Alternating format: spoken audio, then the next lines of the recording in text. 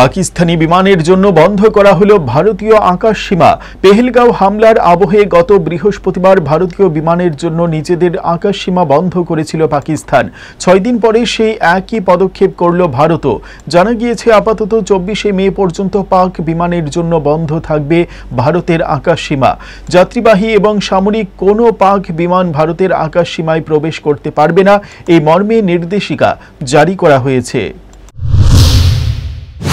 22শে April পেহেলগাঁওয়ে জঙ্গি হামলায় মৃত্যু হয়েছে 26 জনের। একজন স্থানীয় ছাড়া সকলেই জম্মু ও কাশ্মীরে ঘুরতে যাওয়া পর্যটক।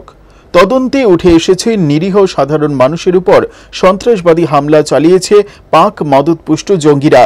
এরপরই পাকিস্তানের বিরুদ্ধে একাধিক পদক্ষেপ করে দিল্লি, যার মধ্যে রয়েছে সিন্ধু জল বন্টন চুক্তি স্থগিত করা, পাকিস্তানিদের ভিসা বাতিল করা, দূতাবাসের কর্মী কামানো ইত্যাদি।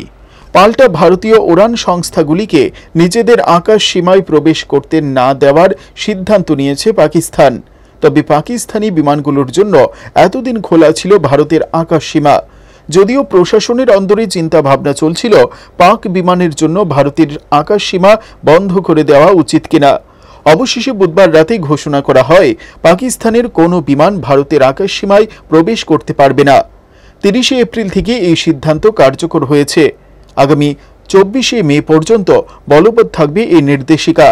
উল্লেখ্য, পাকিস্তানের আকাশ সীমা বন্ধ থাকায় ভারতের আন্তর্জাতিক বিমানের বিকল্প পথে যাতায়াত ছাড়া উপায় থাকছে না। সেই কারণেই প্রত্যেক আন্তর্জাতিক উড়ানে অতিরিক্ত 1.5 ঘন্টা সময় লাগছে। উড়ানের খরচও বাড়ছে লাফিয়ে। সব মিলিয়ে সপ্তাহে খরচ বাড়ছে 77 কোটি টাকা। মাসের হিসেব প্রায় 306 কোটি টাকা।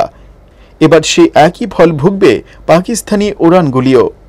Bureau report, headlines, Tripura national.